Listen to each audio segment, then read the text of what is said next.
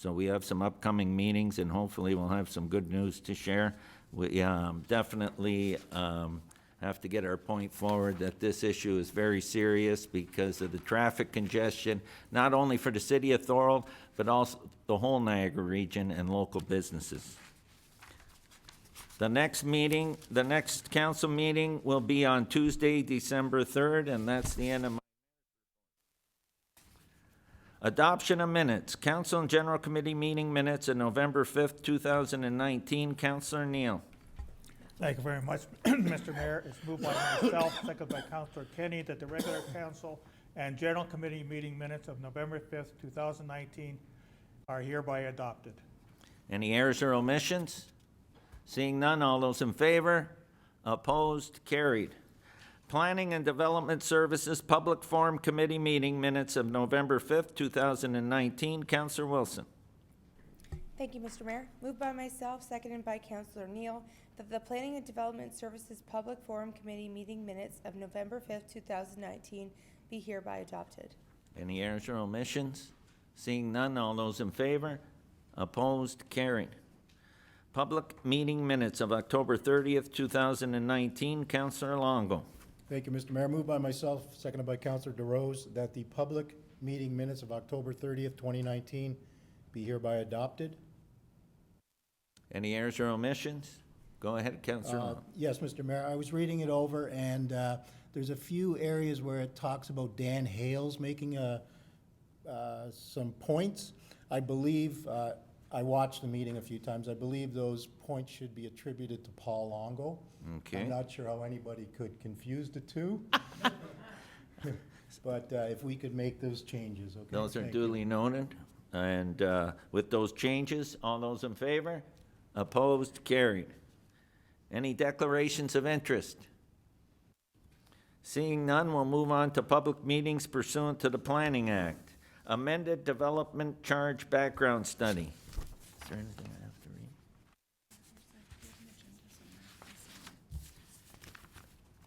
Bear with me here one sec. There it is. Okay. Amended Development Charge Background Study and Bylaw. The city is proposing to amend the Development Charge Background Study and Bylaw to address development charge exemptions. This is a public meeting of council pursuant to Section 12 of the Development Charges Act 1997. The purpose of the meeting is to give the public an opportunity to provide comments and make representations on the amended Development Charge Background Study and Bylaw related to development charge exemptions. Opening remarks and purpose of the meeting. Council is holding a public meeting under Section 12 of the Development Charges Act 1997. The purpose of the meeting is to give the public an opportunity to provide comments and make representations on the proposed amended Development Charge Background Study and Bylaw. Presentation. Prior to receiving public comments, we will ask consultant Watson and Associates Economists Limited to do a brief presentation of the changes. Who's coming up? Please state your name. Name is Eric Carvinen.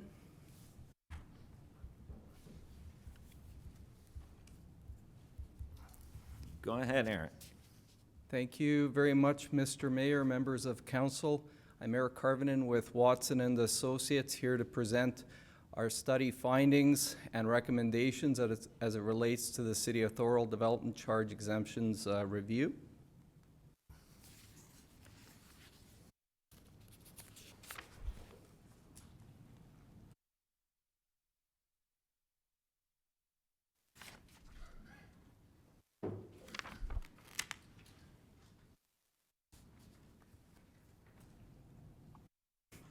Seem to be having a technical, oh, there we go.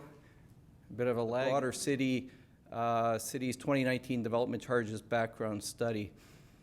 This review is intended to inform the city's development charge exemption program, which is intended to be implemented as part of an amending DC bylaw to bylaw 46-2019. So today is an opportunity to present our recommendations as part of a public meeting. Council will have an opportunity to amend the bylaw at a future date.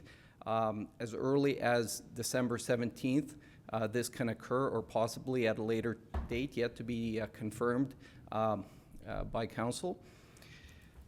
Having said that, I think it's important to recognize that the city has DC exemptions from a market and economic lens, recognizing that the city has a long history of utilizing DC exemptions, but we also realize that they have to be used strategically and carefully only in situations where they offer the city the strongest possible net level if deemed necessary.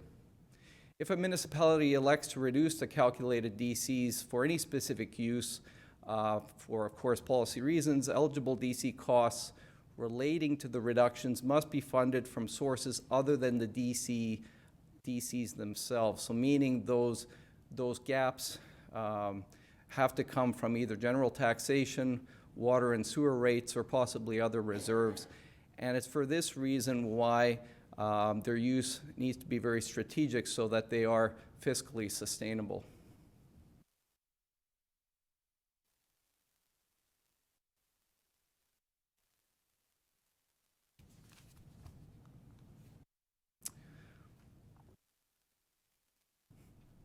Sorry for the lag here. So in regards to this study and the need to look at this comprehensively, the assessment of Thorold's current DC exemption practices considered a number of themes, including the quantum of the calculated DC rate and the actual exemption amount that's currently in place. I mentioned the market lens, so the importance of looking at the need for exemptions through market conditions, both current and future, and how the use of DC exemptions impacts development feasibility from the private sector perspective through use of pro formas. We also considered the availability of other financial incentives that are currently in place to help offset development costs, both at a local level and those which are offered from the region, as well as the overall aggregate in terms of the cost of the DC discounts and exemptions to the municipality itself.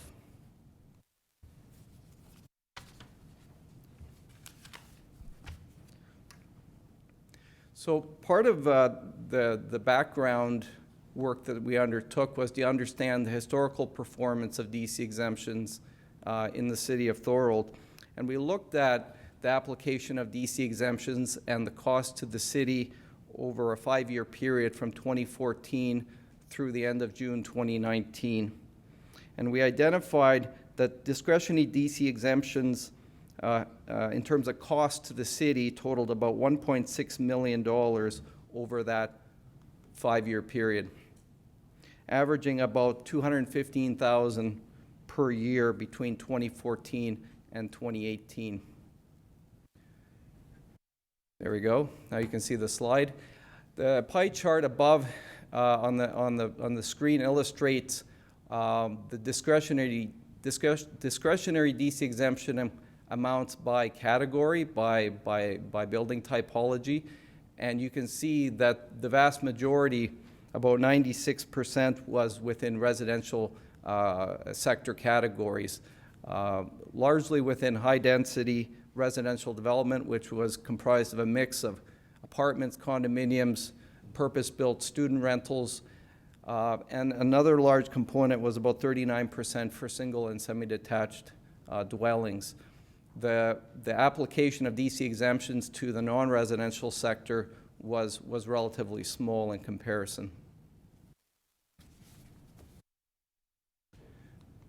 Examining the DC exemptions by category, the majority, about 60%, was within the central urban area DC exemption category, which included about 31 projects, largely oriented to high-density residential and mixed-use developments, totaling about 213 dwelling units and about 3,800 square meters of non-residential building space which received DC exemptions over that period of time, totaling about 950,000 in total exemptions. The second largest category was brownfield redevelopment DC exemptions, which encompassed 60 dwelling units, and these were all within brownfield areas, and they were largely single detached units, and the total DC exemption amount applied over that 5-year period was about $500,000.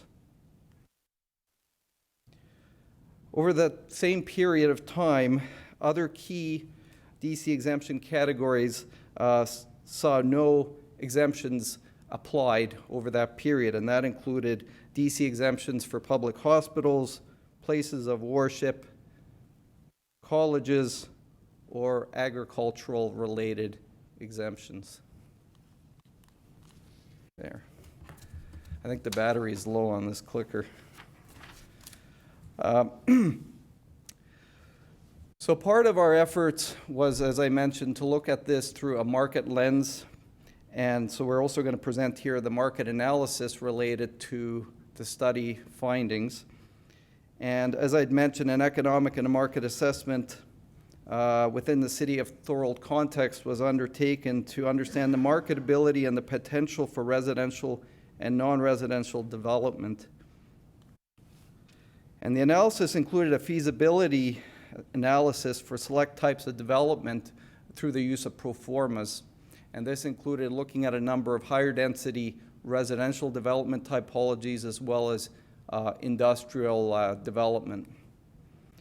A number of stakeholders were also engaged to discuss prospects for residential and non-residential development and the need for DC exemptions to help support and facilitate development activity.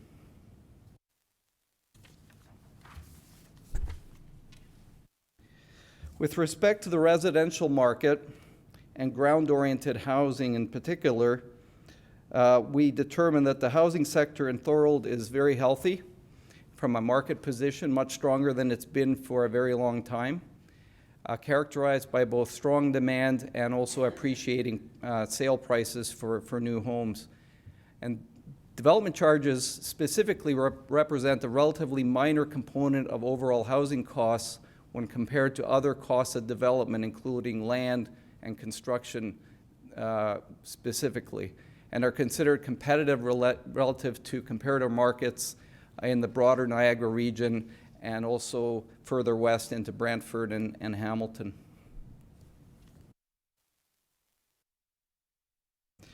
With respect to high-density residential development, we see opportunities and challenges for high-density development within Thorold, including that for rental and affordable housing specifically. We see market demand for residential intensification, largely catering to young adults, those aged 20 to 34, as well for young seniors and empty nesters in the 55-plus age category. However, our pro forma work illustrates that there are feasibility challenges for mid-rise, purpose-built rental development within the central urban area of Thorold. On the non-residential market side, with respect to industrial development, Thorold ranks favorably with competing industrial markets in the broader regional context. We see Thorold as gaining market potential in this area, largely related to its transportation and geographic assets, as well as its relatively cost-competitive development environment for industrial space. Specifically for greenfield projects, DC exemptions are not considered a requirement in terms of providing for more favorable market feasibility or from a competitiveness perspective. Our pro forma analysis suggests that DCs are not required to make those projects financially viable. From a commercial perspective, the retail market in Thorold is relatively healthy, largely driven by the population growth that you've seen in the last few years, and DC reductions or exemptions are not considered necessary to help facilitate or to promote non-office type commercial development in the city. The only exception to that is if that retail or commercial space is part of a mixed-use development within the built-up area of the city, where DC exemptions are likely needed, similar to the need for those same types of DC exemptions for other mixed-use projects related to residential and higher density residential development in an intensification context.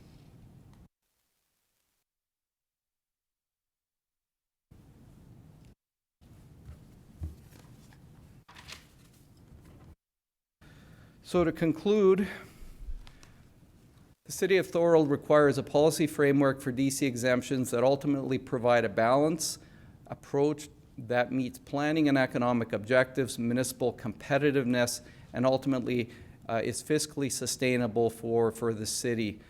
And I think the analysis presented demonstrates that while DC exemptions can be an important tool to promoting economic development and ultimately the city's growth targets, they have come at a financial cost through lost DC revenues, which this review has identified.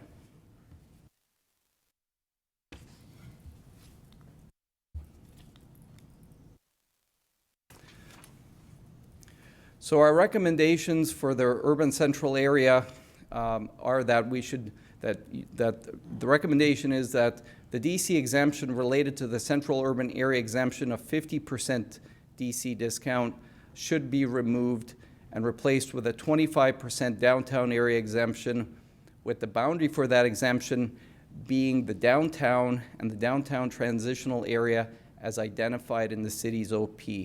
So essentially this means reducing the geographic area that for projects that are eligible for this type of DC exemption. As well, the uses that would be permitted would be also more restrictive, that would qualify for this 25% exemption, and would only be those that are identified in the city's official plan, section B1-2.2. And essentially these are uses related to retail and office commercial and other institutional non-residential type uses, as well as higher density residential and mixed-use development. We're also recommending that an additional exemption of 25% be added for developments that qualify for the 25% downtown area exemption that I mentioned above, as well as those that attain a verified green building certification from at least one registered third-party program. This can include possibly LEED certification, certification through Passive House, or living house certification. By essentially providing for this restructured DC exemption, the DC exemption within this downtown and downtown transitional area would be capped at 50% maximum.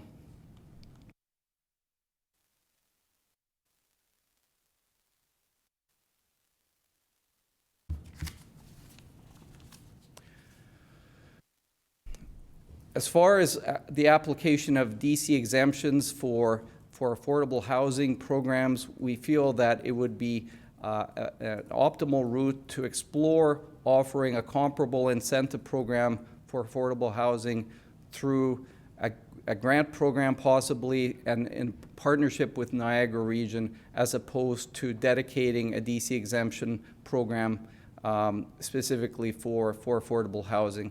And so we recommend this being explored outside of the DC bylaw. We also recommend that the city amend their CIP bylaw to note that any DC exemptions provided will decrease the amount of eligible amounts under the tax-based grant programs offered through the CIP. So the idea here is that there can't be double dipping. So if a project does receive DC exemptions through this recommendation, that the grant-based incentives would be reduced by a comparable amount as offered through the CIP.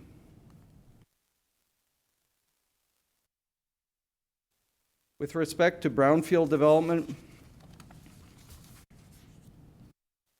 we recommend that the city continue to provide the 75% brownfield redevelopment DC exemption for all eligible developments. We do feel, however, that the wording in the bylaw does need to be revised to the following. Quote, development occurring in brownfields are defined by this bylaw would be exempt from development charges for the eligible site remediation costs up to a maximum of 75% of the applicable charge. As well, we see that the application of an additional exemption of 25% for developments that also attain verified green building certification from at least one registered third-party program. And these providers through these programs would be the same as the ones I mentioned earlier for the downtown area. The city, we recommend, should also amend their CIP bylaw to note that any DC exemptions provided will decrease the amount eligible under the tax-based grant program offered through the CIP. Again, to reduce double dipping potential.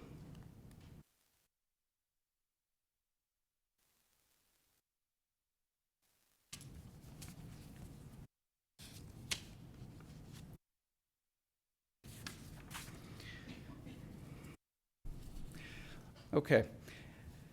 We also recommend that the city continue to provide the 100% DC exemption for public hospitals, colleges, and places of worship, which is the practice which the city has had for a number of years, and also to continue to provide the 100% DC exemption for all eligible development that's related to agriculture.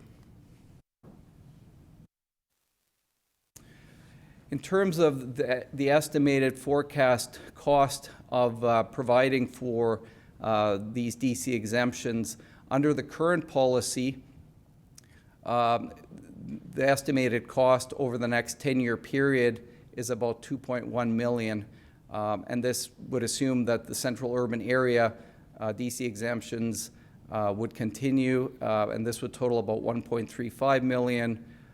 The brownfield redevelopment component about $580,000, and for public hospitals, colleges, and places of worship, and the DC exemption under that category, that would total about $50,000. So if you made no changes moving forward from what your previous practices have been, that would be the expected DC exemption totals over the next 10-year period.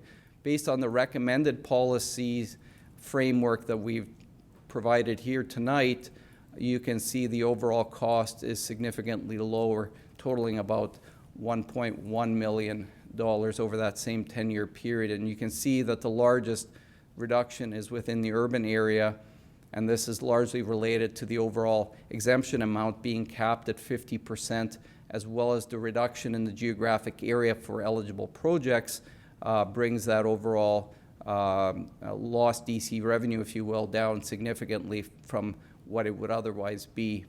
For brownfield redevelopment, we've estimated it to be $580,000, similar to under the current practice, but this number would likely be lower dependent on site remediation costs. But again, these are not possible to calculate without site-by-site information.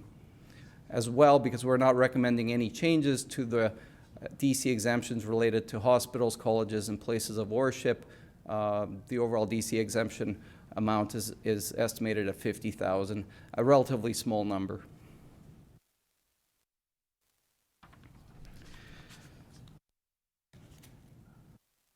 Since I'm here tonight discussing DCs, there was an opportunity to also present briefly Bill 108 and ultimately the changes that are coming to the Development Charges Act, which is going to impact how DCs are calculated in the province of Ontario.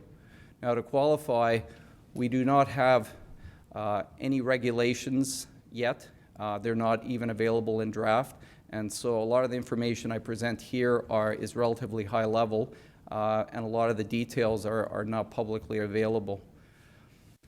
Essentially, some of the key changes that Bill 108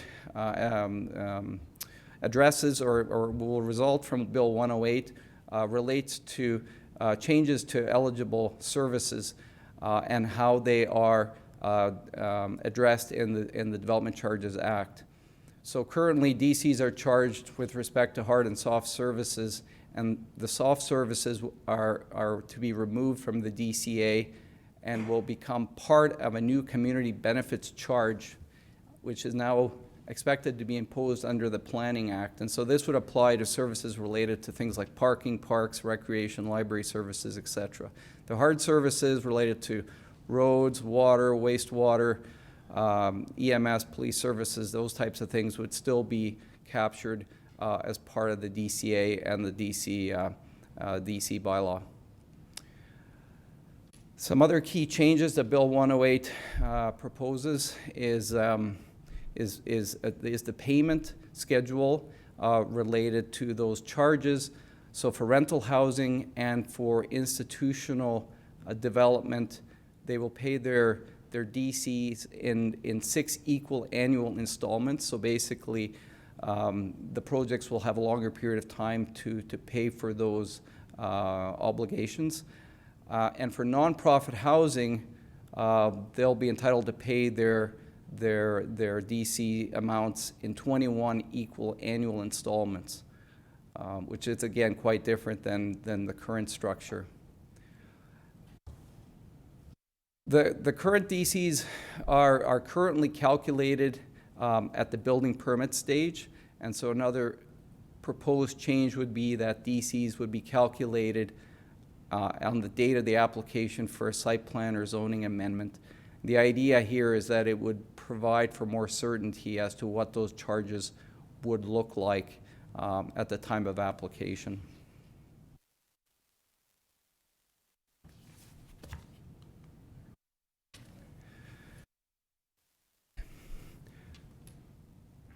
Okay.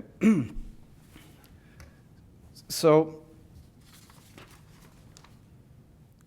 one of the aspects is to understand more specifically how the community benefit charge will be structured for soft services, and municipalities may, through a bylaw, impose those community benefit charges, and again, that would be at their discretion, and it would be used and calculated based on land and land requirements, which is again quite different than the current practice through development charges. And the services that would be included in the CBC would be those that are strictly outside of the DCA, so obviously there would be no overlap between the two. The amount of a CBC charge would not be would be limited to the value, the market value of the land, based on a certain prescribed percentage formula basis. Again, I have no details on what that might look like. And that market value of land would be that as of the day before the building permit is issued. And all the monies received by the municipality under this CBC bylaw program would need to be put into a special account. There's also some transitional provisions that are set out regarding DC reserve funds and DC credits that would apply. Again, I don't have any details on that yet.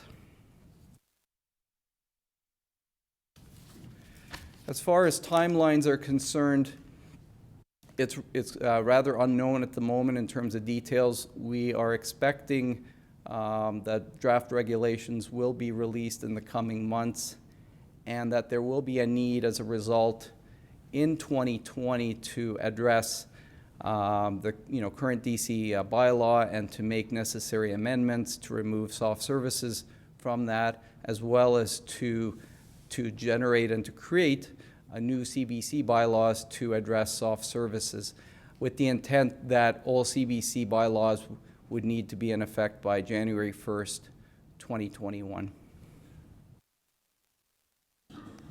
That concludes my presentation tonight. I open it up to questions. Thank you. Thank you, Eric. Do you have questions? Go ahead, Councillor Wilson. Thank you. Through you, Mr. Mayor, to the speaker. Could you explain to us a little bit more, expand on the grant you were talking about or recommending for affordable housing versus reducing or exempting affordable housing, DC charges for affordable housing? Right. Yes, no, it's a great question. It's a very timely topic because we certainly support and recognize the need for providing for a broader range of market choices with respect to housing, including affordable and nonprofit types of housing in a community. Our experience has been that the development charge exemption framework is not necessarily the best vehicle to provide for those types of municipal incentives. Oftentimes, municipalities are not the best prepared to administer or to determine which projects qualify, especially if the municipal incentive is very narrow in terms of its application. So, for example, if someone is looking for a DC exemption for an affordable housing project, how is that defined, and what guarantees can be made around that?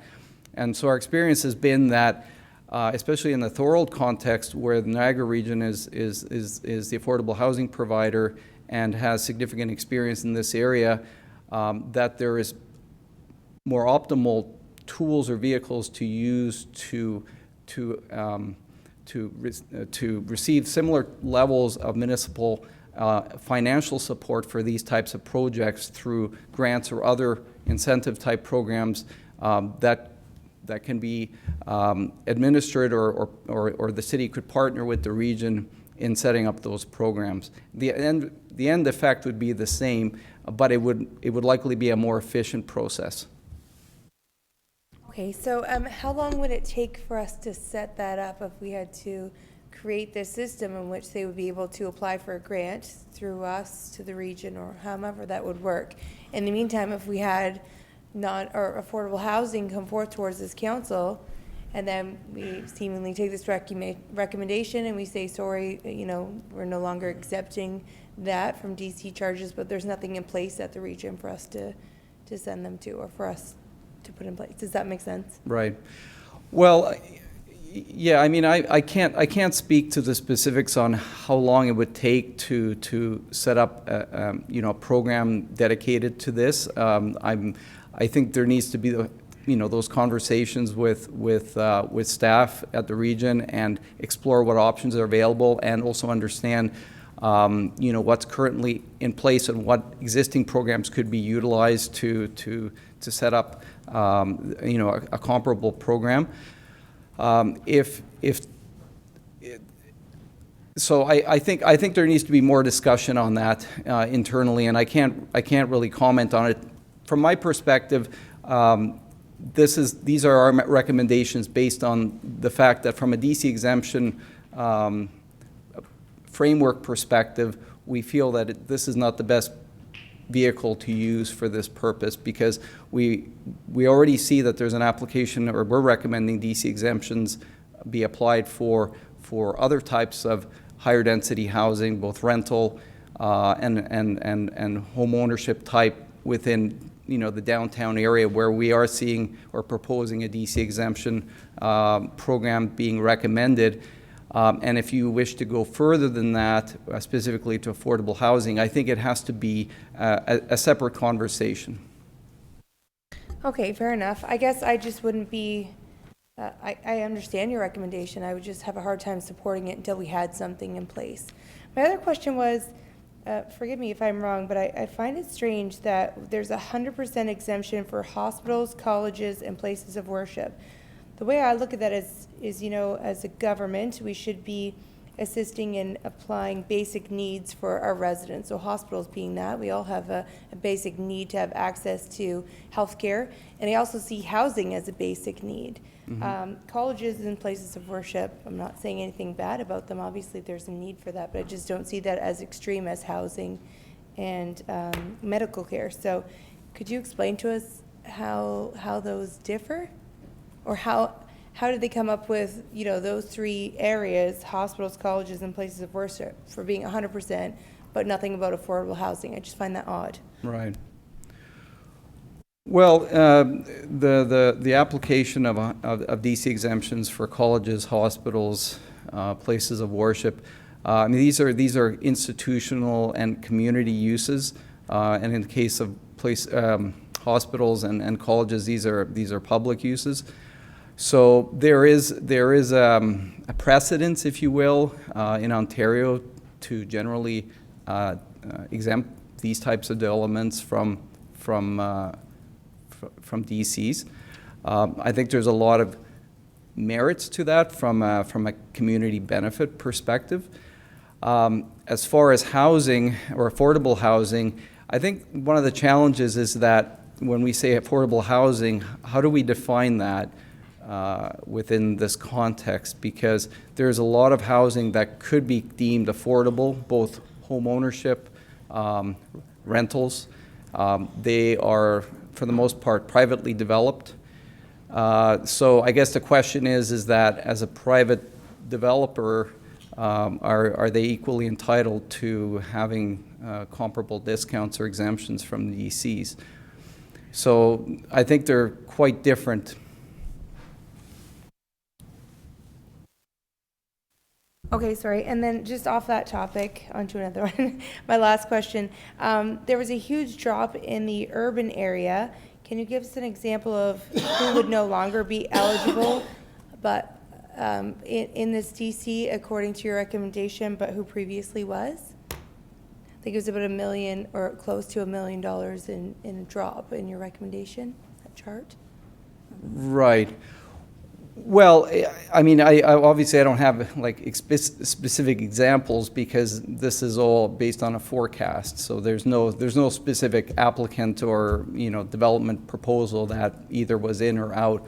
This is strictly looking at the permitted uses, looking at the geographic extent of projects that are eligible, looking at our growth projections from our development charge growth-related work, and looking at the amount of dwelling units and non-residential floor space that we anticipate to be developed within these geographic areas, and looking at it under the current context versus the recommended framework, and looking at examining which ones, what amount of development would be eligible and how much would not, and generating those calculated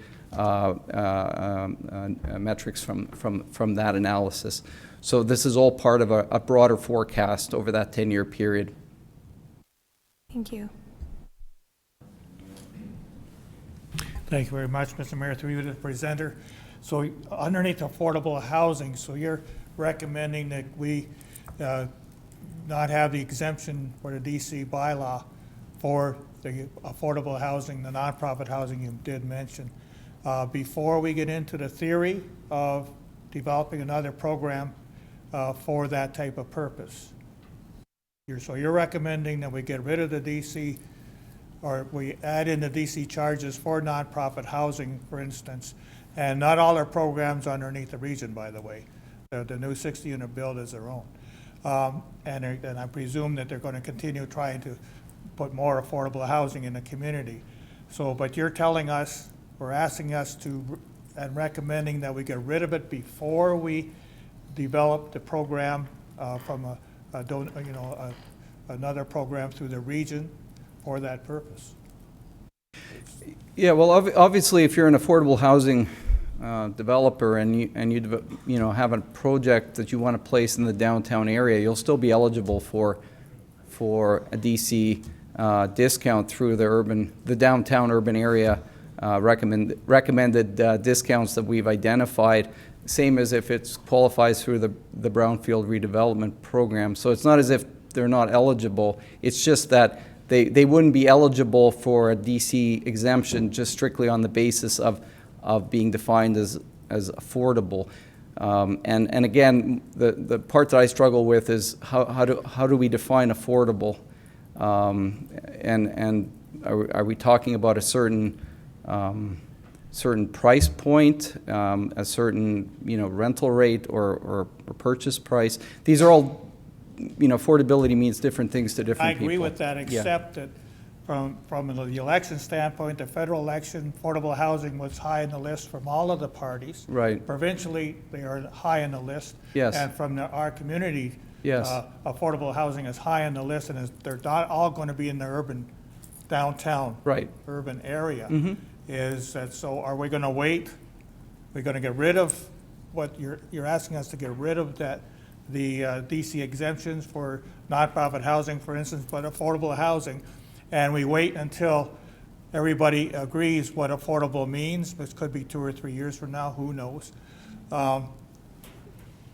I don't understand why you're recommending that now as opposed to waiting until they define the affordable housing, if that's what the criteria will be underneath the new grant program that you're suggesting. Right.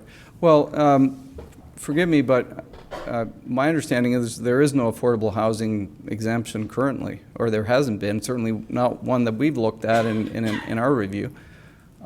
So I don't know what we are removing specifically. There's no specific affordable housing DC exemption currently that we are considering removing. We're just not entertaining, as part of the recommendation, adding it specifically under the DC exemption, framework. And I totally agree that this is a very important issue. Affordable housing is probably going to be one of the key community issues that municipalities are going to have to address over the coming years for a range of reasons. And I think that it needs to be looked at more comprehensively than just strictly through a DC exemption review. There is still that opportunity to come back and include such a provision through the DC exemption framework if it's deemed that is the direction that is considered optimal. But at this point, from our perspective as consultants, we're not recommending it.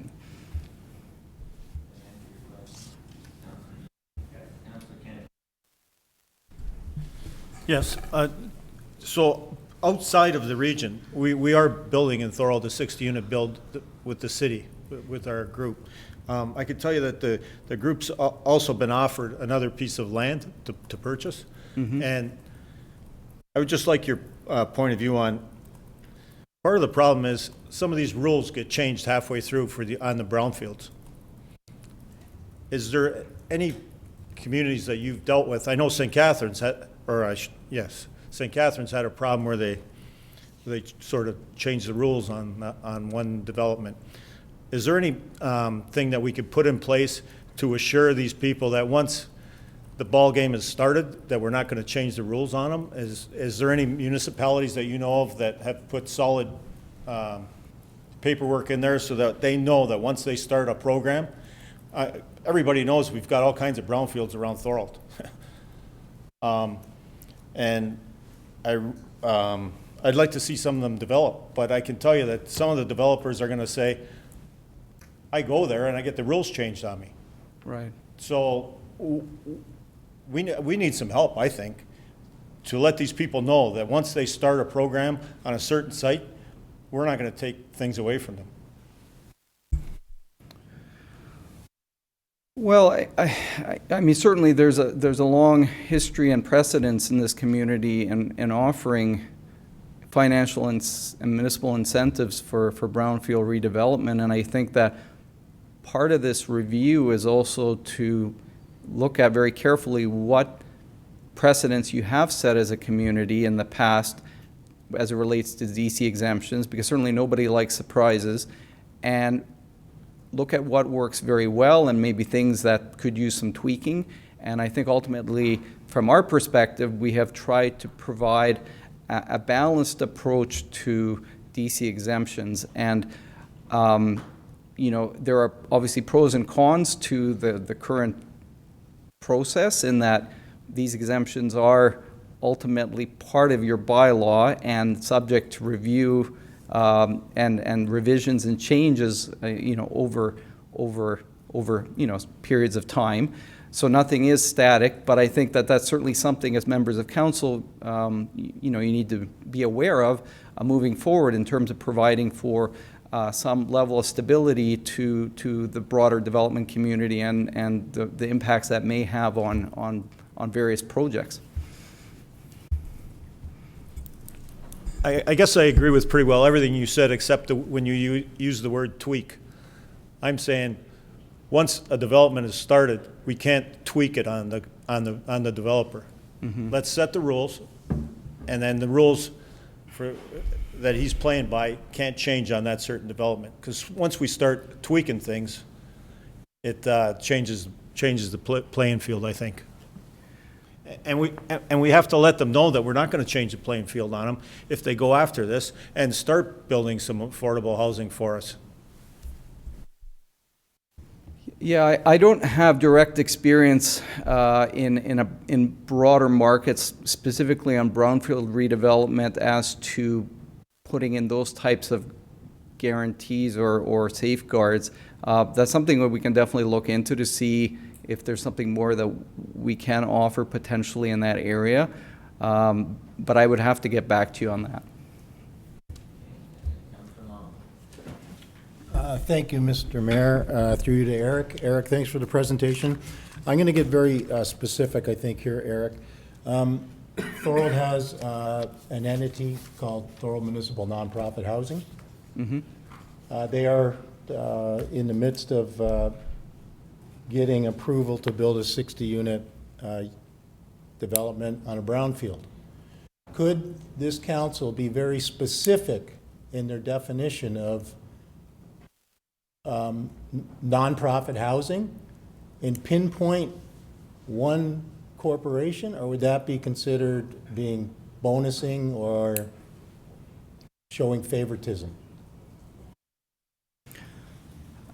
I think it would have to be broader.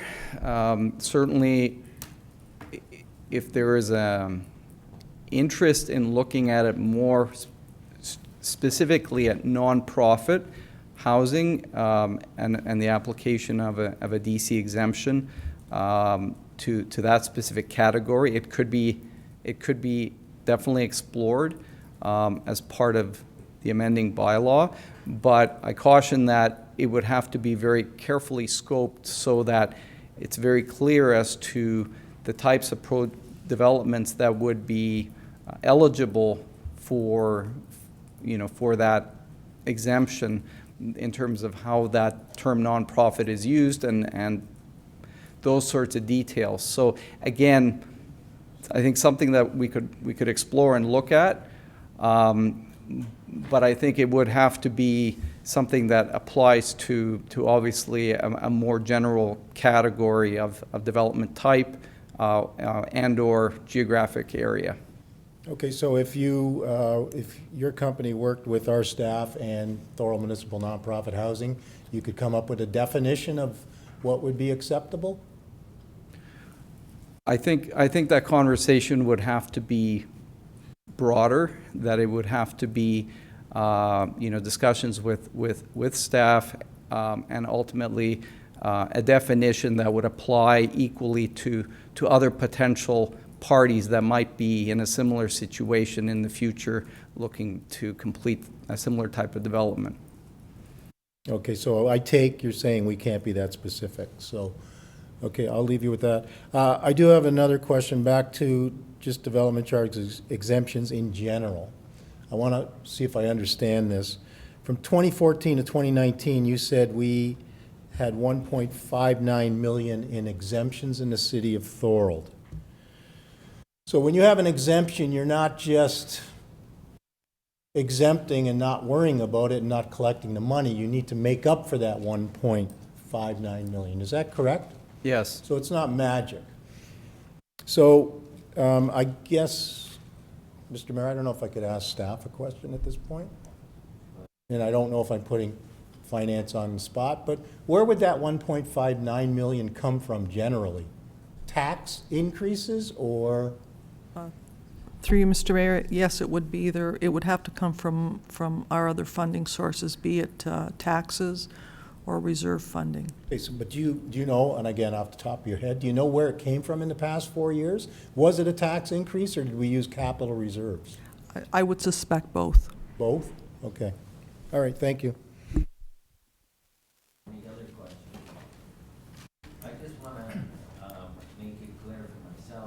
if I'm not mistaken, when you talk about the urban area, and the reason that the grants under the proposed new proposal would go down is because you're making the area that's covered a smaller area than what we are giving out in right now, because our area right now is very generous, am I right when I say that? Correct.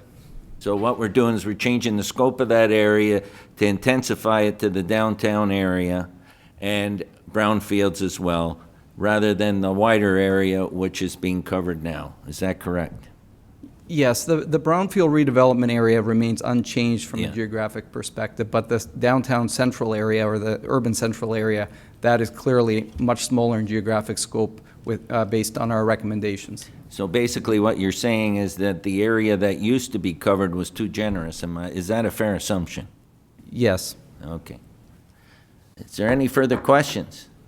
Okay, seeing none, I thank you very much, Eric, for your presentation. Thank you very much. And now, public participation. Any person at the public meeting is now given the opportunity to speak on the amended development charge, background study, and bylaw.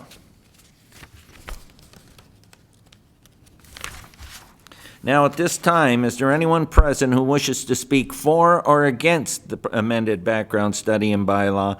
Please come forward to the podium and state your name.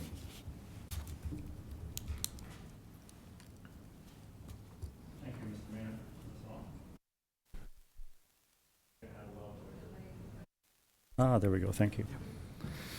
Thank you, Mr. Mayor, council, and staff.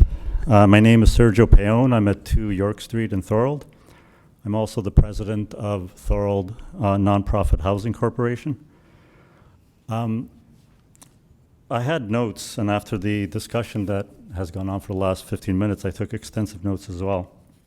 I was surprised to see that there is no exemption for affordable housing here. I know that this council is very supportive of it. In fact, I was heartened by the questions that were asked. They were very good questions, and it showed me that council historically and currently is supportive of nonprofit housing. The only recommendation is extremely vague, and it was discussed in the questions before, that they recommend the potential development of a citywide affordable housing incentive program to be explored outside of the development charge bylaw and in partnership with Niagara Region. As was pointed out by, I believe, Councillor Wilson, when she first brought that up, and how long will this take? It's a delaying tactic. Not that I'm saying it's being applied purposely, but I mean, the net effect is to delay doing anything about affordable housing. One thing that gets me whenever we talk about affordable housing or other issues similar to it, they're issues that everybody says they support. Everybody's in favor of doing something for affordable housing. Everyone's in favor about doing something for the environment. But then when push comes to shove, there's always delays to actually do anything about it. Nobody is saying, and I'm not saying, that we shouldn't explore options with Niagara Region. But why can't we do something in the meantime while we explore that? Affordable housing is a complex issue. You take the opportunity to do something whenever you have that opportunity. An exemption from development charges is an opportunity. No one's saying we can't go ahead and explore partnerships with Niagara Region. And I can see one problem with that, which will make for a delay, and that is that if Thorold does that, what about the other 11 municipalities? Will it be considered favoritism by them if we suddenly get a lot of affordable housing because we piggybacked on something with Niagara Region? So then we have to negotiate not only with Niagara Region, but all the other 11 municipalities to get something that everybody can agree on.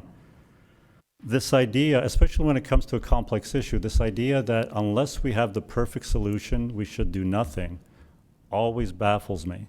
Especially with complex solutions such as this, we should do something whenever we have the opportunity. And in fact, the exemptions that have been recommended are exactly doing that for issues that people support. We have exemptions for brownfield because people want to see brownfield areas cleaned up and redeveloped. We have exemptions for central urban intensification because that takes away from urban sprawl to some extent. We have the 25% exemption for green building certification because that is a good environmental thing to do and helps to fight climate change.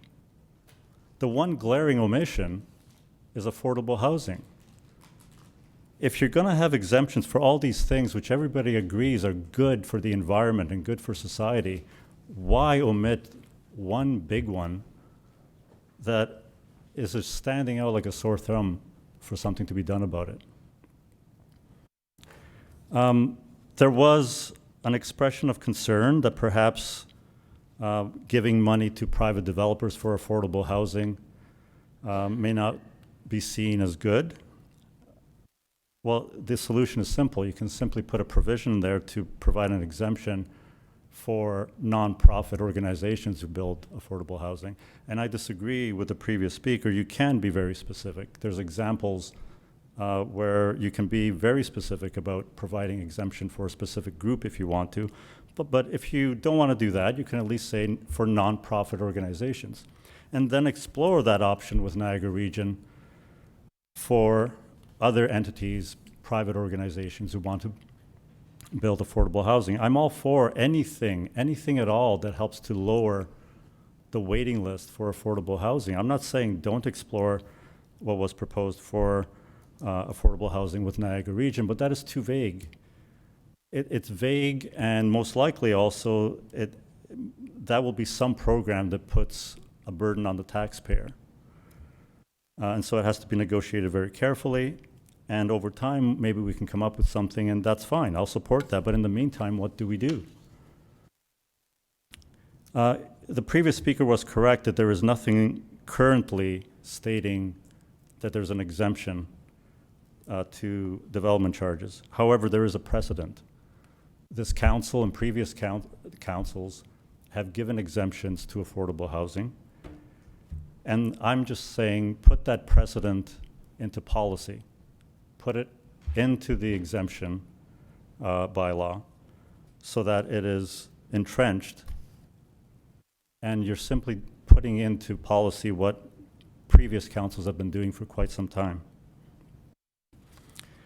And also, it's in keeping with your official plan. In Thorold's official plan, there is quite a bit about affordable housing. There is the goal of building affordable housing. Your official plan even sets targets for affordable housing. And yet, here's an opportunity to start working towards achieving those targets. And it's recommended that we don't do anything. I can't help to think about the parallel between greenhouse gas targets. Decade after decade, we set targets. And then when we have an opportunity to do something about it, government after government doesn't really do what's necessary. It's incredible how this is paralleling that.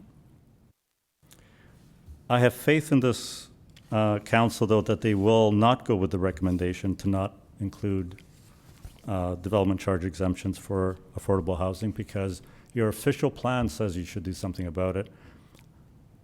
Just from the questions tonight, I believe the majority of council, if not all of council, I think believes that something should be done about it. And here's a perfect opportunity to do something about it right now. There's this idea behind development charges that the reason we even have them is that development charges are set up so that growth pays, partly pays for growth. The idea being that when there's new development, when there's growth, there's infrastructure that has to be built, and the money for that infrastructure has to come from developers. Well, it's not just about the money. There are social costs as well. To continually build the type of homes that we're building in Thorold, which are pretty pricey, tends to increase the need for affordable housing because it increases the cost of housing. So I think that development charges should not only pay for the infrastructure for development, but they should also help pay for affordable housing.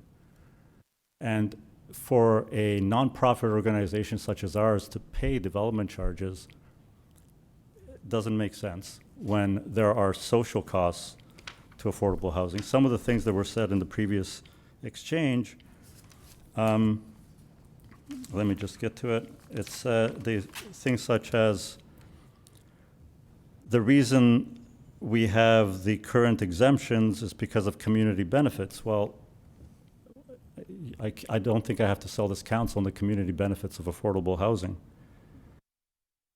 So I'll leave it at that. I have other things that I noted during the previous exchange, but I really hope this council will do what's best and not go with the recommendation of waiting for some vague proposal that may or may not come with Niagara Region in the future. No one knows exactly how long that is. Sure, let's explore that, but I think you should include, just as you do for brownfields, hospitals, and all the other things that society needs affordable housing, and I recommend that you include DC exemptions for it. Thank you. Thank you, Sergio. Any questions for Sergio?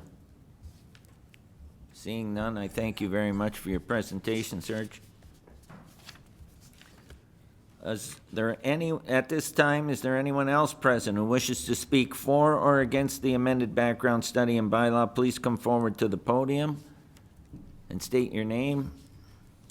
This is on. Hi, my name's Tim Collins. I'm with Artisan Ridge, which is, we're here for both the brownfield as well as the affordability. Our projects is a brownfield, but we're also in the only district or area in Thorold that has an actual target for affordability, that our project has to be 50% affordable. On the brownfield side, the original bylaw didn't include an exemption. We came before council and argued that it be explored, which has occurred, and so we're happy to see that. We would like to sort of consult with the consultants on some of the nuances of that, because we would just like to see the program that was in the previous bylaw carried forward. As Councillor Kenny had said, it's sort of changing the rules. One point on that is the old bylaw had the 25% exemption for smart growth. Now they're switching it to a green building design. We've worked extensively with staff and our consultants to design our community to meet smart growth principles. And we're partnered with a builder and Thorold non-for-profit housing, and to try to start implementing green building policy is such as LEEDs is, sort of not really capable to do. So I'm not to really get into the minutia of it, but I mean, we're encouraged that there is a brownfield exemption, and we would just like the opportunity to work with the consultant to hash out some of those nuances of that, including the double dipping. We understand the optics of that, but we entered this project with a set pro forma that we were getting certain exemptions, and to claw those back now doesn't really to work for us, as well as maybe just talking to him about some of the projections that he has. I mean, I think we're 100% of the brownfield exemptions, the 500,000. I think that's 100% coming from our project, and the projection that he has is probably well understated, that we have another 50 or 60 units getting pulled, and I believe we have an application going forward tonight for our next phase of our draft plan, which is another 160 units. So now, conversely, on the affordability side, obviously we have an exemption for brownfields, and we've just been involved in this affordability discussion quite extensively in the last little while. Again, we have a 50% target. You read the whole official plan, it promotes affordability. And there's policy and there's implementation in official plans and in the city. There's tons of policy around affordability. There's no implementation, right? You can have all the policy that you want, but at the end of the day, affordability, you work back the numbers, it doesn't work. I've put the pro forma together for Thorold Municipal Non-for-Profit Housing. It doesn't work. To meet the market rents that they need to hit in order to be deemed affordable, you can't only change input costs so much, and the only way that you can get that is to get an exemption for DCs, building permits. I believe council's already given an exemption for building permits and affordability. and being very specific in that Thorold Municipal Non-for-Profit is an actual entity that has a constitution to be affordable.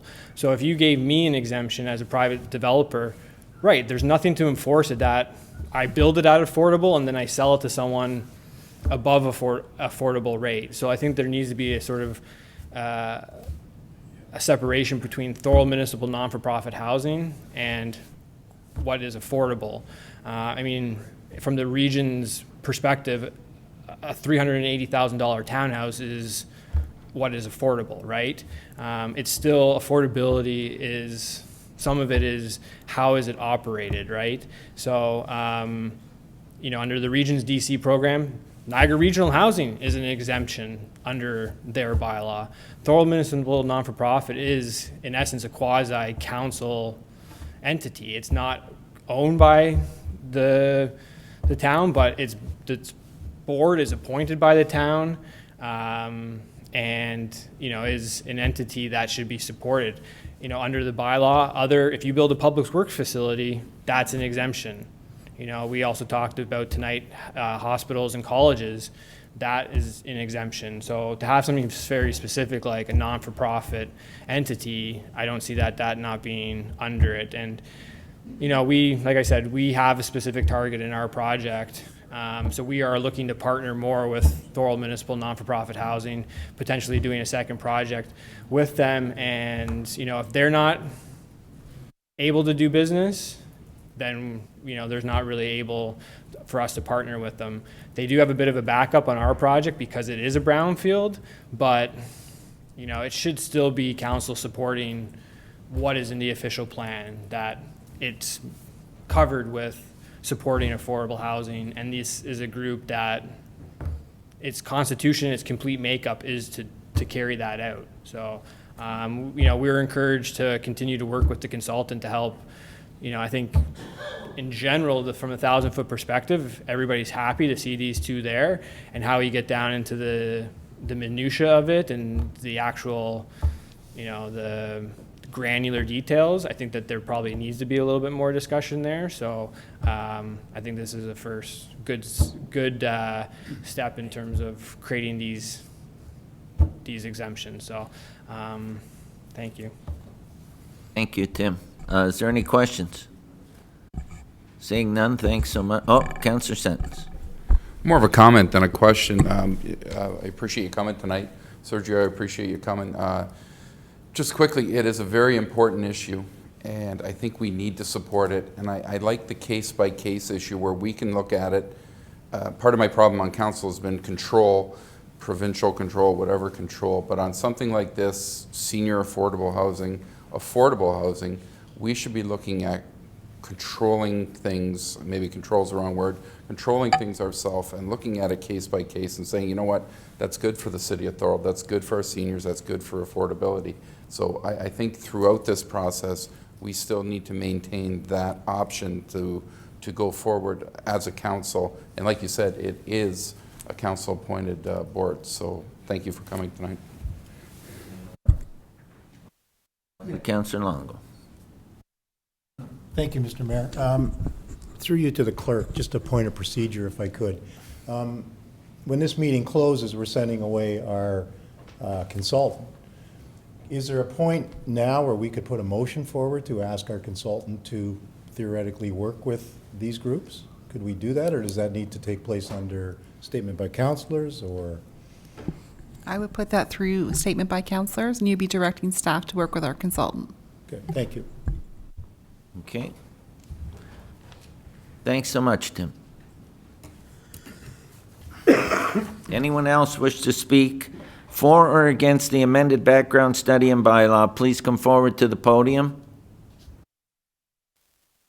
One last time, is there anyone present who wishes to come speak for or against the amended background study and bylaw? Please come forward to the podium. Seeing none, closing remarks and closing of the meeting. This fulfills the requirements of the Development Charges Act 1997 pursuant to Section 12. Council will be considering the amended bylaw at a future meeting. The public meeting is now closed. Thank you.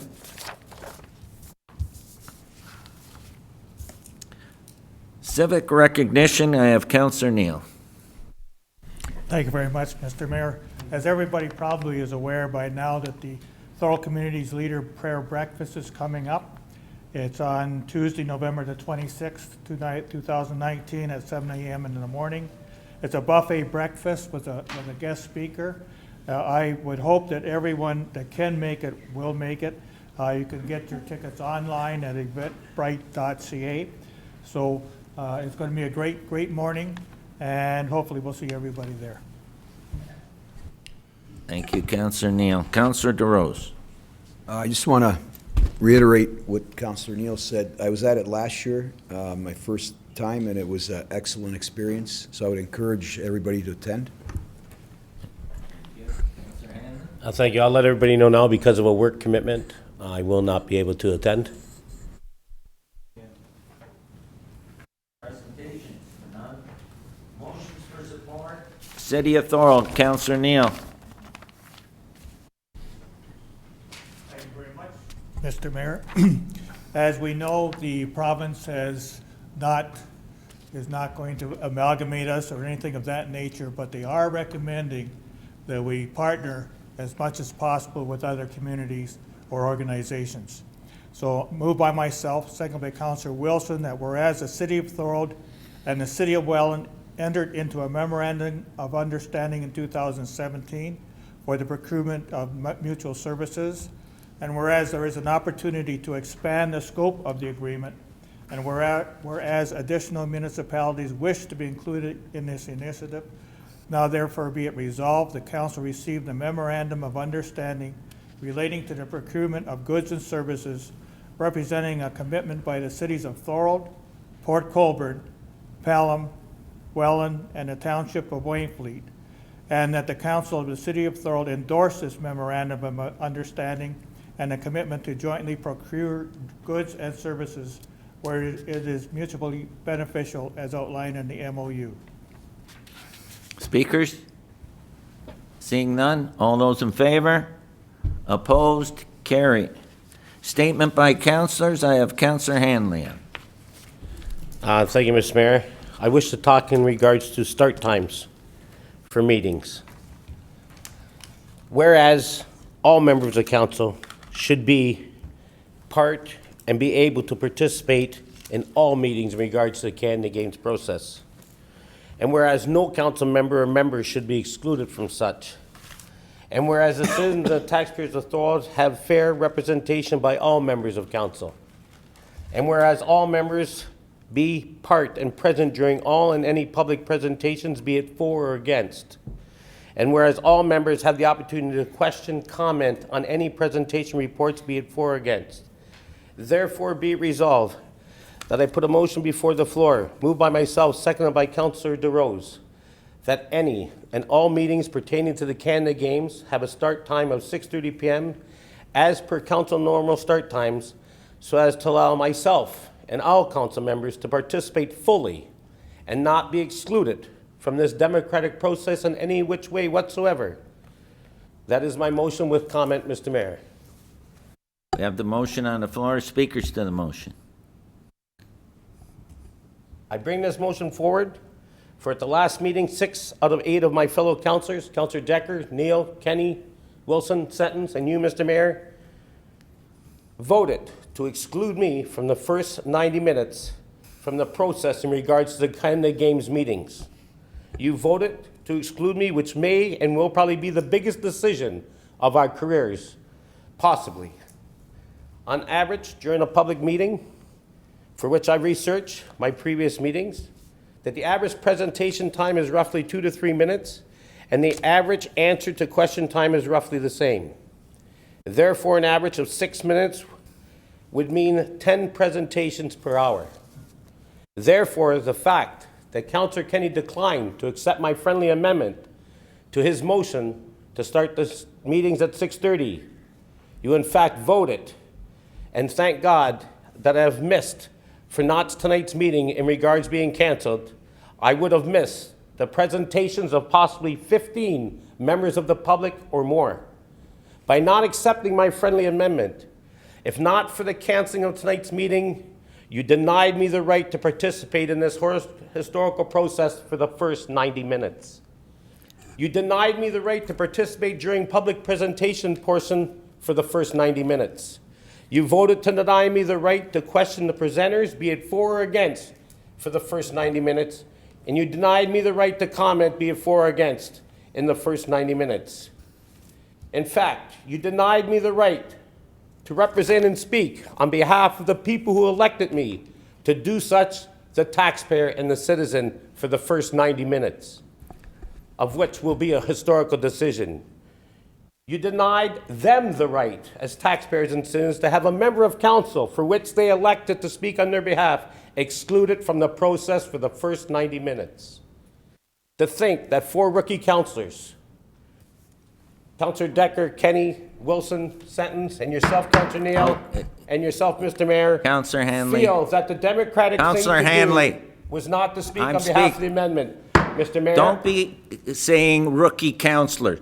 It's a rookie councillor. They're No, in here. it's not a rookie counselor move. Okay, They city made their councillor, decision. okay. Why don't you Okay. speak with respect to them? I did. No, you're not. They're rookie. It's in their first term. You're a rookie. You felt, though, that the democratic process was to have me speak for the first 90 minutes.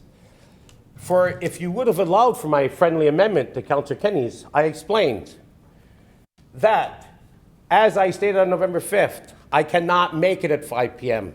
on any Tuesday. I presently work in Hamilton. My shift is 7 a.m. to 5:30 p.m. Monday to Thursday.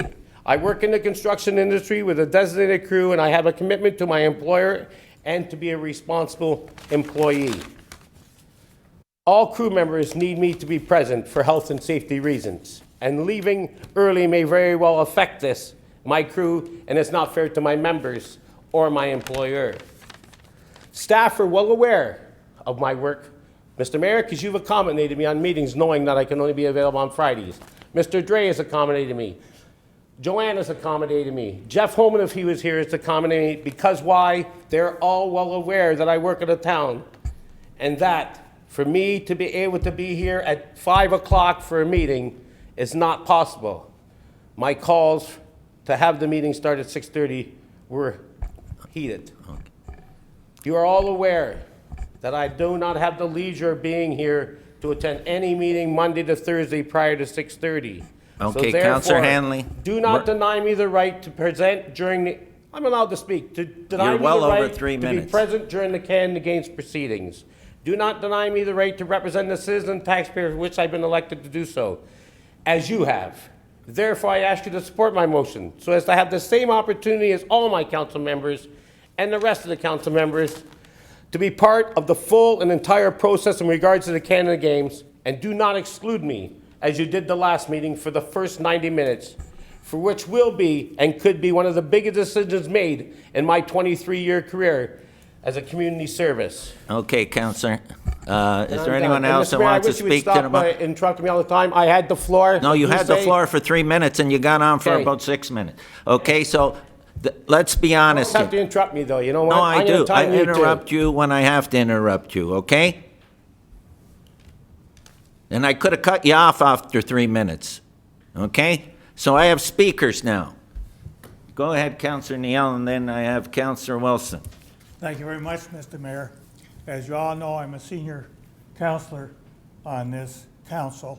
I started in 1985. In my first few terms, I worked for an accounting firm. And I worked long hours, specifically from January to the end of May. Every day, 7 days a week, for 12 to 14 hours a day.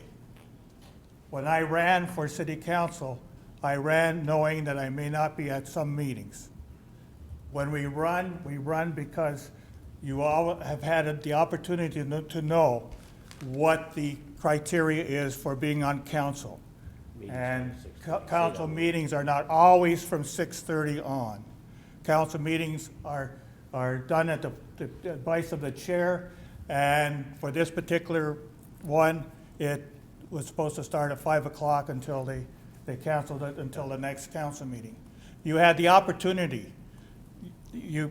I work, Councillor Neal. You don't understand that. Councillor Hanley, Too bad, you say, right? You're not gonna allow me to be part of the process. Counselor, Counselor Neal has the floor. You Oh, had sorry, the excuse me. you had the opportunity to take it off. Oh. Maybe you couldn't, but you had the opportunity. You ran for council, so you Understand. knew what council was all about, and you've been on it for a long time yourself. I get a day off So- sick, you gotta be kidding. So, Counselor Hanley. so, Counselor Neal has the floor. so my thing for this council is we all ran for council, and we knew that there would be times when things of this nature come forward, when we couldn't be there. So, I don't know where Councillor Hanley is coming from. I don't remember us stating that because he couldn't make it, we put the meeting at 5 o'clock. We never did discuss that particular part of it at all. So I don't understand. I got Counselor Wilson. Thank you, Mr. Mayor. First of all, I take great offense to being a rookie counselor. I think that word is offensive, and just because it's our first time on council, which you did have a first time too, doesn't mean that we're ignorant and we can't make educated decisions. That's what it implies. I do recall that vote very clearly, and I don't recall any of what was read being that we were voting that Councillor Hanley would not be here. So I apologize if that vote excluded you, if you were not able to leave work. But what I voted for was for that the citizens of this city had the opportunity to come to this council and speak to the numbers that were supposed to have been presented to us. That was my vote. My vote was not to exclude any member of this council. That's not my goal. So I take great offense to that. I too work, and I too have a tough time getting to things. Some things I don't come to, I can't come to. And that's unfortunate, and it bothers me. But I understand where you're coming from that standpoint. But there are committees that I'm a part of that require me to be here at 5:30. And I know there's members of this council that see me running through the door at 5:29. So I understand where you're coming from. But as Councillor Neal said, that is part of this job that we were elected for. And so at times we make concessions in our own life or our work lives. And the goal is obviously to be here 100% of the time. But I just wanted to be clear that my vote was in no way to exclude you from this council. It was to give the citizens of our city the opportunity to speak before we were, put in a position where we may have to make a decision or may decide to make a decision. Is there anyone else that wants to speak? Counselor Henley, you've already spoken. I got Counselor Sentence. No. Counselor Sentence. He's already spoken the motion. He speaks last. He doesn't speak again until I give him the floor. Okay? Thank you, Mr. Mayor. I am a rookie counselor. I am a first-time counselor. I was voting on somebody having the opportunity from the public to come in and speak. We're on a time-sensitive issue here, for or against, but giving people the opportunity, as Councillor Wilson just said, to come in. I was not voting against you personally or anyone personally to exclude them from anything, for or against. I work till 6 o'clock, 4 days a week, 4 on, 4 off. There are times when I'm not going to be able to make it here, and that's not because you made it so, or I asked you to change the times. It's because I can't make it. I have to ask for favors. I have to ask for people to come in, and if they can't, then I can't. And I understand your proximity isn't the same as mine. I understand that you have to be there under your work term, but my vote last time was not to exclude you or to gum up this process in any way, shape, or form, but on a time-sensitive issue is to have people come in and be able to speak. And I understand, because I do work too, and there is going to be times that I'm going to have to miss, not wanting to, but I'm going to have to. Thank you. Thank you. I got Counselor Thorold. Through you, Mr. Mayor, I think this was a unique situation. I'm a rookie counselor too, but I thought the democratic process wasn't allowed to transpire. I think this was such an important meeting, I think we could have amended that, and that's my opinion. Thank you. Counselor Hanley. Normal council times are 6:30. I talked to staff. There was a limited amount of people that even applied to speak at 6:30. If it had to do with the length of a meeting, we could stay here extra, and at 10 o'clock, amend the stay extra. I actually put a friendly amendment to the floor last council meeting, and it wasn't accepted by Councillor Kennedy. I explained at the last council meeting that, look, I want to be a part of this process. I want to be able to hear the public speak. I think I deserve that right, and then I explained I don't have to be here, and I can't be here at 5 o'clock. Believe me, if Mr. Counselor Neal, if I could leave work early, I would.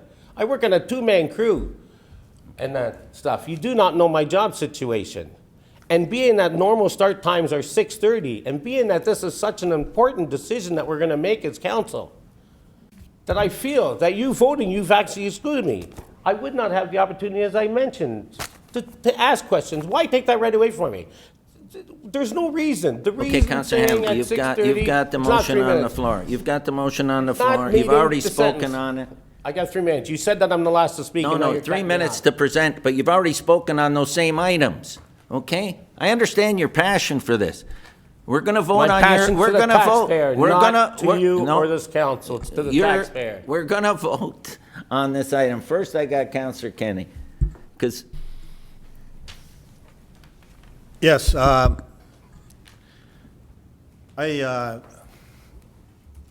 did speak last time, and I said to Councillor Hanley about his friendly amendment. I'd like to make a friendly amendment to yours, Councillor Hanley, right now. I would like to have a discussion, and we pick a time for this next meeting, a time when all 8 councillors can make it, and we have an open forum for the public to come, and I think we should pick out the date now.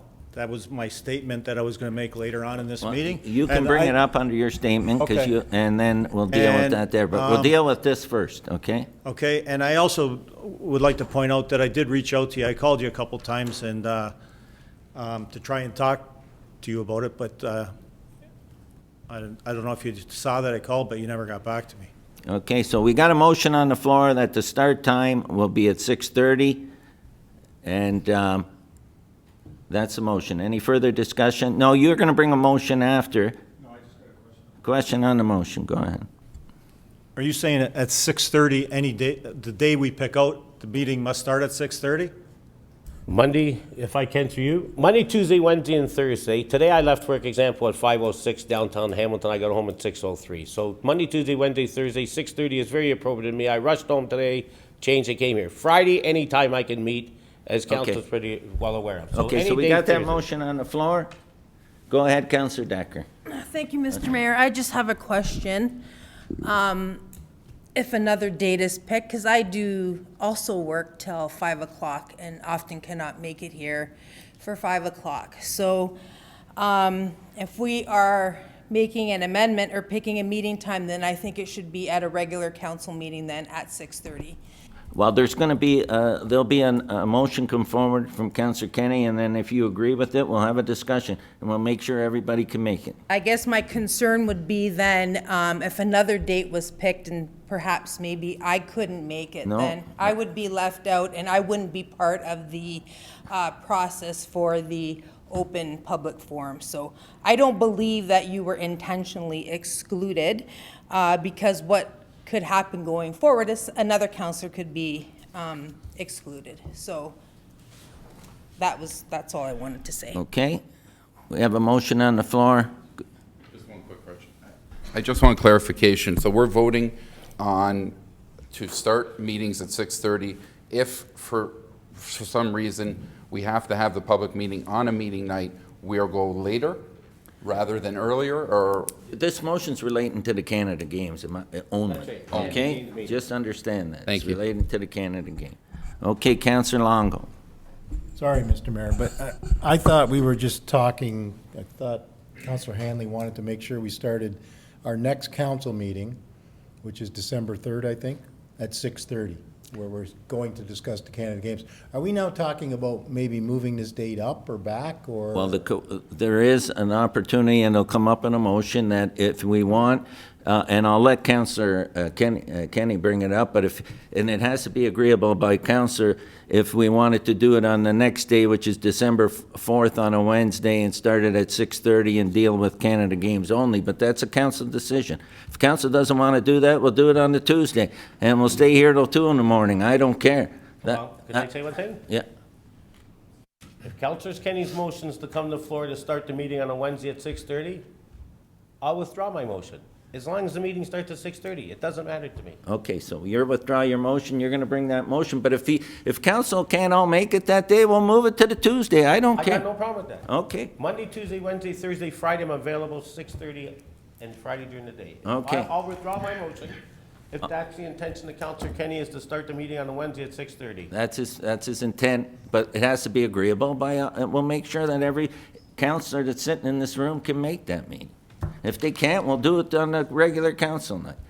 Okay, so that's been dropped. You also had, information on, you got two more items. Well, the one was in regards to council contact information, and some of your information is excluded from the website. All councilors are allowed to be contacted more than yourself. Like, there's actually no number to contact you personally There on the should- website. If that's been changed? It should be. Through you, it has been changed as of yesterday. Okay, Mr. Mayor. Both the You may not have email been aware of it, and the but phone I've been number. getting calls that you didn't have no contact information on the website. Is So it? Well, I didn't even know that. Okay, so I contacted the clerk. That's I why thought, they're hey, calling you, right? Well, I thought, hey, everything's getting directed towards me, and they keep calling me, so I appreciate city staff doing that. The third thing was the Thorold Tunnel. Yeah, So the Thorold Tunnel, we all know where it's at, so I don't need to discuss it. I heard you on the radio, and I talked to Jim Diodati today and that stuff, and I talked to the Member of Parliament for Niagara Falls, so I know everything's being pushed your way. thank you. I have, development charges exemption. Counselor Neal, are you okay with that right now? Not really, Mr. Mayor. Okay, so do you want to tie this in to what Counselor Longo was talking about under your statement? Would that be, The reason why I would like to see it happen is because we're, on January 29th, the H-Friendly Committee in the city are going to put together a forum where all the developers and real estate people and planners and that are all going to get together. We're going to be discussing housing. And part of the housing, of course, is the development charges. So I thought that since we're having a forum on housing, that be part of the forum, which is going to be all morning and part of the afternoon. So, and that's the reason why I brought that forward for that purpose, is to defer it until we have a roundtable discussion regarding development charges. and I'll turn that over to Director of Finance. Is that feasible because our consultant's gone? Oh, okay, I'm sorry, Director of Planning. We were planning on bringing the bylaw at the earliest opportunity, which would be December the 17th. As the person from Watson suggested, Eric suggested, we have exemptions that are kept open until then, and if it is extended, those exemptions would continue. Council can make the decision to not have the bylaw on the 17th of December, but then, as Eric suggested, those exemptions would be extended as well. Do you want to comment on that, Councillor Longo? Because I know that was involved in that issue with affordable housing, nonprofit housing. Right. If I could, Mr. Mayor, my idea, what I wanted to speak about under statement by councilors, was that we would direct staff to work with our consultant, development charges exemption consultant, and with Sergio Payon from Thorold Municipal Nonprofit Housing, Tim Collins from Artesian Ridge, because they have issues that I think this council would like to see resolved. I believe they can be resolved. I understand where Councillor Neal's coming from, these other groups, but to be quite honest, those other groups maybe should have been here tonight. It's a public meeting. It was open up to them. I'm not saying they can't maybe meet with staff and talk about this, but for us to delay even further could put this municipal nonprofit housing project in jeopardy the longer we go. So another 2 weeks, another 2 weeks. I really believe, being on the board, that they need to know what council direction is. And it sounds to me, if council's in agreement, that we want to offer an exemption to Thorold Municipal Nonprofit Housing for this building.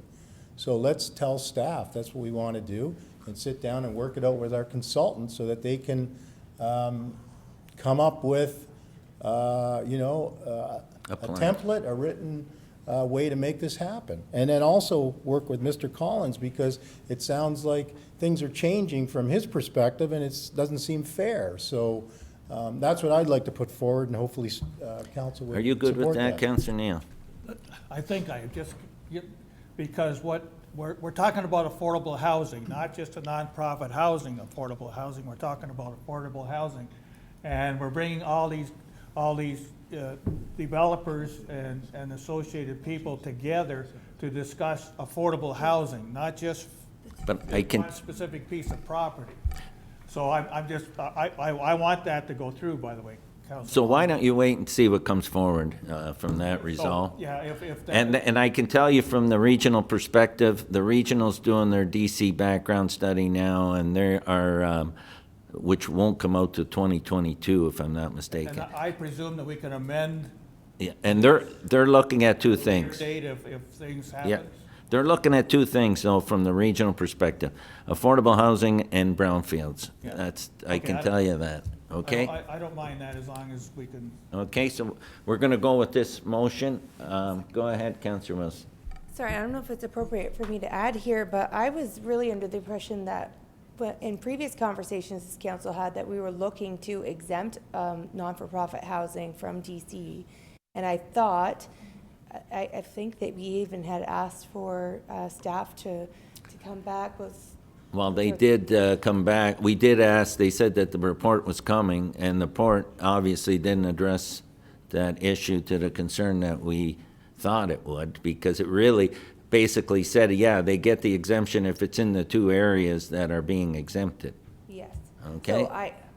So I guess I'm supporting Councillor Longo, because I'd like to see that included permanently myself. I think that's important. Well, they're going to bring a report back, because that's what he's going to ask for. So you want to repeat that again, or did you get all that, Donna?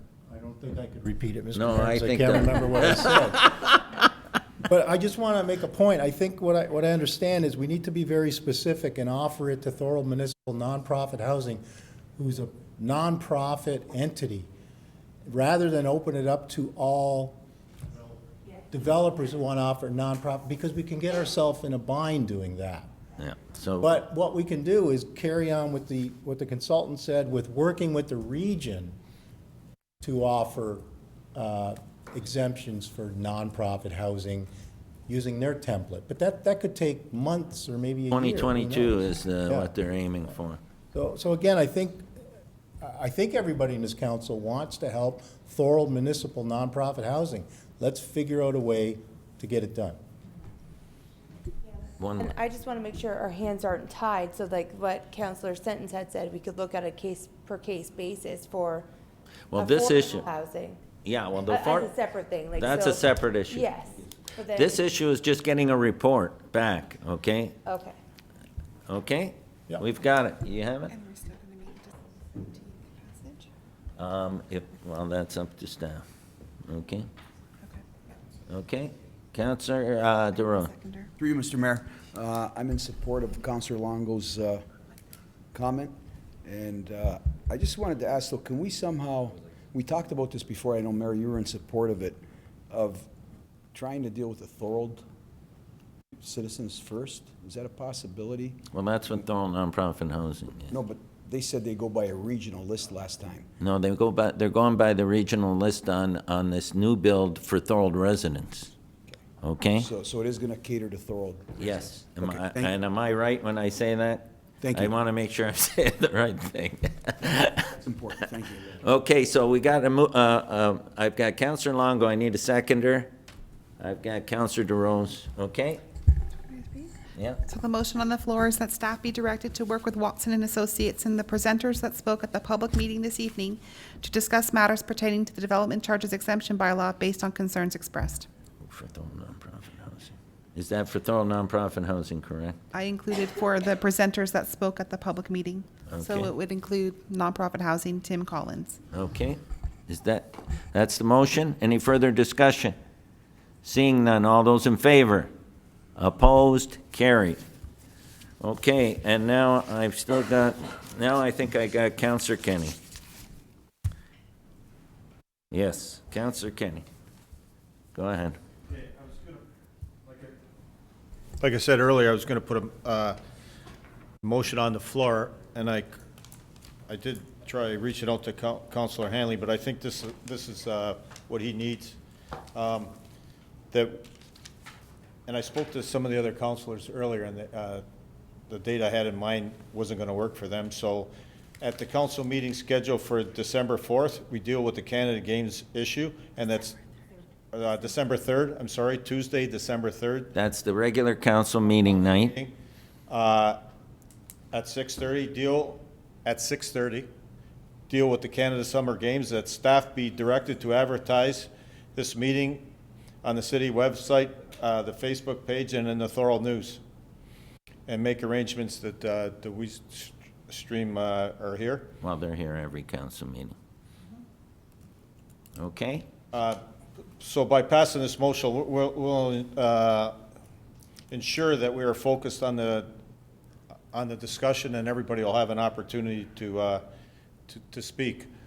One thing we should talk about now, the meeting's going to go long, and It doesn't matter when the if the we meeting have goes. to be prepared that night. I know councilors, it's going to be a long night, and we should all be prepared to deal with this issue and get it over with. And we'll ask staff to keep the rest of the meeting short, and, because I know, but we will get through it. Okay. And that's if the conditions are met and that we are bringing to council. Obviously, we're going to target that date, and we're going to try and get as much information out. I know I've talked to, Jeff's not here tonight, but as much background information as he gets as it comes, he's going to start loading it on the website, okay? And then we'll get information out as early as we can. And if for some reason we don't make all the conditions, and we have to delay the meeting, we have to delay the meeting. But that's we need a target to shoot for, and that's the target. So you've heard that. It's the regular start time. Is everybody good with that? That's here. I want to hear that from everybody. Yeah, go ahead. I just want to clarify, so this is going to be a regular council meeting? Yes, So all other items will be included? that's correct. Okay. Okay, is everybody good with that? All those in favor? Opposed? Carried. Oh, I was the second. Oh, Thank you. You got Councillor Wilson. Okay, and I've got one Thorold Tunnel, Councillor DeRose, did you want to speak as well to that? Through you, Mr. Mayor. I received several calls last week and messages on social media, and maybe because they couldn't reach you, Mayor, but... No, they got a hold of me, believe me. Mayor, I just They want to got a let hold of everybody that questioned me, that I did make some calls, but they informed me that the mayor and staff are on it, and hopefully they'll have some answers in the next few days. Thank you. Thanks, Councillor DeRose. Okay. Notice of motion. Councillor Kenny. Yes, I would just like to say that I'm going to make a notice of motion that I'm going to bring forward on December 3rd to support the current workers that are employed by Mterra. That's the garbage collectors. As we know, the region has 2 new employers, so we have about 1,000 people losing their jobs. So I would like to, my motion's basically going to be that we give these people that are losing their jobs, hopefully an opportunity with the new employers to work, and send that to the region to send to the new people that are going to be controlling it. And you are aware that that new contract doesn't start till mid-October next year, okay? Yes, go ahead, Councillor Hanley. Well, I agree with Councillor Kenny on that behalf, and I actually do think, if I heard the conversation right, by, I believe it's a lady from the Yeah, region? Catherine Hammer. Is that the new employers will be offering the livable wage? That's correct. That was part of the contract, and I do believe part of the contract is reaching out to the former employees of Entera first. Okay. So you'll bring that forward next meeting? Okay, so now we're going to resolve into general committee. Call to order. Any declarations of interest under general committee? Seeing none, we have no delegations. Call for reports to be brought forward from consent. Is there anybody that wants to bring a report on consent forward? Councillor Sentence. Yes, thank you, Mr. Mayor. I'd like to bring forward consent report PWC S 2019-83. Okay, so we'll pull that report. Is there any other reports? Councillor Neal. Yeah, PWCS 2019-80. 2019-80? Okay. Okay, so can I get a mover for the rest of the reports not brought forward? I've got Councillor Wilson. All those in favor? Opposed? Carried. Okay, we'll start with PWCS 2019-80. Can I get a mover for that report? Councillor Neal, speakers to that report. Yes, Mr. Mayor, just so that nonprofit housing maybe work with the things that are going to go forward on Crompton and Bolton, because there's nonprofit housing infrastructure on those two streets, just to make sure that when they do hook things up, that there's no impact on your building and infrastructure that you have. So, our manager engineering, Sean, can you look after that concern? Through you, Mr. Mayor, we will certainly endeavor to make that happen, yes. Okay. Is there anyone else that wants to speak on that particular item? Seeing none, all those in favor? Opposed? Carried. PWCS 2019-83, can I get a mover? Councillor Sentence, you want to move it?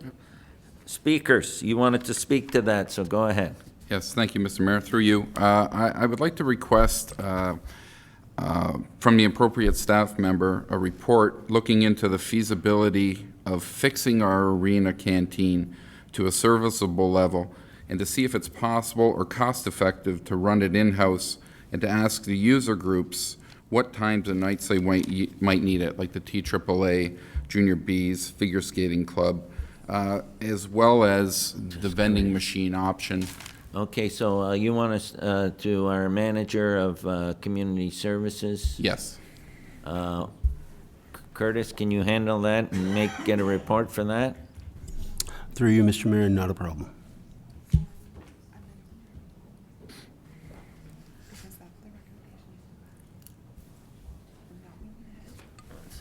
I have to read the action.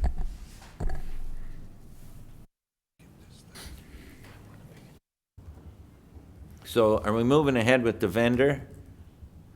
So you're getting a report on the feasibility of the canteen and that, but are we moving ahead with the vending machines? Do you have a problem? I have a problem with all vending machines in there. I don't have a problem with it supplementing. I still think, not to get too in-depth, but as the heart of the arena, that we need to look into running the canteen as well, and not just having vending machines at any of our parks. And I agree, yeah. but are you putting? I am not opposed to the canteen, or to the vending machine. So the vending machines are going ahead with this report, so I want you to understand that. And in the meantime, that report is to deal with the long term. Am I see what you're correct? saying. One sec. Is that the way I understand? Is that the way, are you on?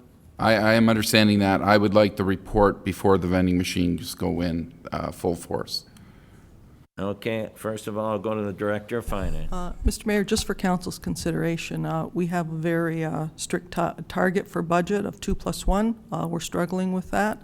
We have requests for over 22 additional positions, and perhaps before council makes decisions such as this, right, it should be considered as in the context of when you see the budget. Because you're talking if you bring the canteen in-house, am I correct? Okay. So you want to defer that report to budget? How do you want to proceed here? Because I want to look after your interests, but also make sure. Yeah, it's just that my problem is that the season's going on, and I'm trying to look at the different user groups from shows and different things. I would like to see a report before then. And we're not deciding on anything. No. I would just like to see a report to see if it's feasible before then. I'll go to Curtis for that. Through you, Mr. Mayor, can I propose that we put vending machines in as a solution currently, so there is an option for the guests in the arena to get some food, and I can include in the report for your consideration a long-term feasible solution, which will consider the user group's input and previous operational dollars that have been invested previously from the minor hockey and the other operators. Certainly, sounds fair. Thank you. Thank you, Mayor. Okay, you're good with that? Councilor Neal, you want- Just a question, the rental agreement is a short-term rental agreement? Through you, Mr. Mayor, there is no actual end date. It's basically as long as we want it. open-ended? The deal would be we'd get 10% commission on any food sold within those machines, and we can pull them out at any point in time. Okay, thank you. Okay, so as you know now, the report, he's gonna bring a report, but the vending machines are going in. I want everybody to be aware of that. Is everybody fine with that? Okay, then, all those in favor? Opposed? Carried. Okay. Now we'll move on to discussion reports, and we have DF 2019-36, and I'll turn that over to our Director of Finance, Maria Morrow. Thank you, Mr. Mayor. A recommendation is that council approves the cancellation reductions or refunded taxes under the corresponding sections of the Municipal Act as detailed in the report. And this concludes the recommendation. Can I get a mover for that report? Councillor Wilson, speakers to the report. Seeing none, all those in favor? Opposed? Carried. Okay, move back into regular council. Did we ratify? Okay, motion to ratify recommendations from general committee. Councillor Kenny. Moved by myself, seconded by Councilor Neal, that council adopt those items approved at the general committee meeting on November 19th, 2019. All those in favor? Opposed? Carried. Bylaws, first reading of bylaws. Councillor Sentence. Thank you, Mr. Mayor. Moved by myself, seconded by Councilor Decker, that leave be given to introduce the following bylaws. Bylaw 136, 2019, Bylaw 137, 2019, Bylaw 139, 2019, Bylaw 140, 2019, Bylaw 141, 2019, Bylaw 142, 2019, and Bylaw 143, 2019, and that the same now be read a first time. All those in favor? Opposed? Carried. Final reading of bylaws. Councillor Sentence. Thank you, Mr. Mayor. Moved by myself, seconded by Councilor Decker, that the bylaws just read a first time be read a second and third time and do pass, and that the mayor and clerk do sign and seal the same, any rule of this council to the contrary notwithstanding. All those in favor? Opposed? Carried. Adjournment. Councillor Hanley. Thank you, Oh, Mr. wait, excuse me, I missed one. I'm trying hard. Council committee and board meeting minutes to review for information purposes. Councillor Decker. Thank you, Mr. Mayor. Moved by myself, seconded by Councillor Sentence, that council receive and file the minutes of the committees of council, local boards as presented. Any errors or omissions? Seeing none, all those in favor? Opposed? Carried. Adjournment. Councillor Hanley. Moved by myself, second by Councilor DeRose, that this here meeting adjourned at 8:29 PM. All those in favor? Opposed? Carried. Thank you, everyone. See you.